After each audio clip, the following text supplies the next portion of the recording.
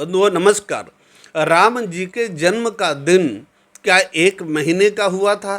श्री राम जी का जन्म स्थान बताते हुए गोस्वामी तुलसीदास जी कहते हैं कि भगवान राम जी का जन्म जहाँ हुआ था वहाँ एक महीने का एक दिन हुआ था। यदि हाँ तो वो अयोध्या कहाँ है जिसमें एक महीने का दिन हुआ करता था?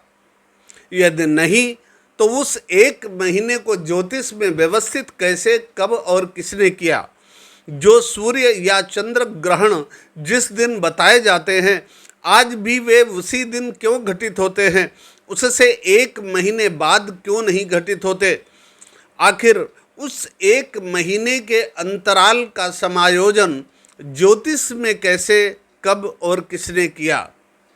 जिस ज्योतिष में 1 मिनट 2 मिनट का फर्क पड़ जाने से लग्न गड़बड़ा जाती है, नवमांश गड़बड़ा जाते हैं, गणित गड़बड़ा जाती है, उसी ज्योतिष में एक महीने का समय ऐसे बीत जाए और पता ही न चले,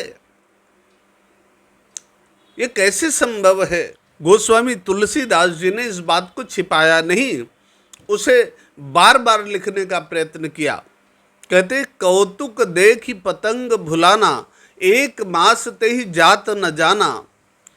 राम जी के जन्म का कौतुक देख करके सूर्य भूल गए और एक महीना बीत गया, उन्हें पता ही नहीं लगा।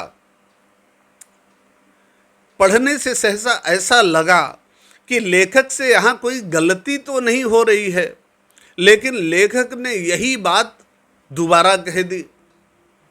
मास दिवस कर दिवस भा, मरम न जाने कोय।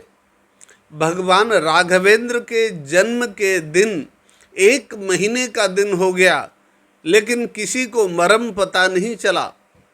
रथ समेत रवि थाकेऊ, निशा कवन विधि होए। रथ के साथ सूर्य भगवान रुक गए, रात्रि होती तो कैसे होती?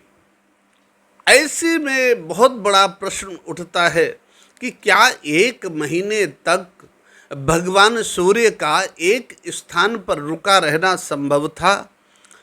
क्या ये सूर्य भगवान के बस की बात है क्या?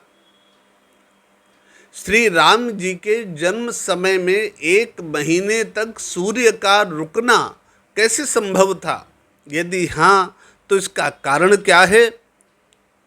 सूर्य भगवान के रुकने से तो संपूर्ण ग्रह नक्षत्रों की चाल गड़बड़ा जानी चाहिए थी, वो गड़बड़ाई क्यों नहीं?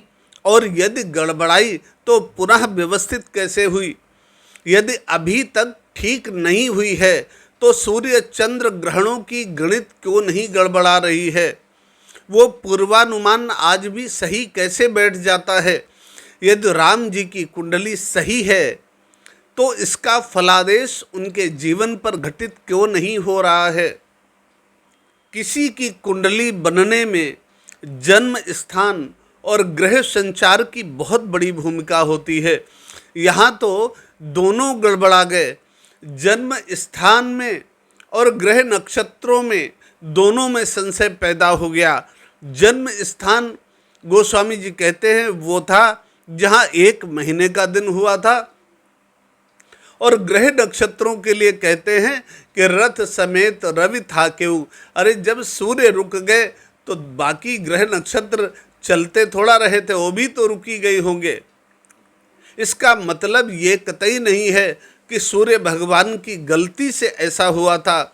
सूर्य भगवान समय के चक्र से बंधे हुए हैं, इसका एक संविधान है, वो ऐसे कहीं भी नहीं रुक सकते कि जिस दिन चाहें ना उगें, जिस दिन चाहें उग जाएं। वो जिस समय चक्र से बंधे हुए हैं उस समय चक्र के अनुसार उन्हें चलना ही होता है। सूर्य भगवान के रुकने से तो संपूर्ण ग्रह नक्षत्रों की चाल गड़बड़ा सकती थी।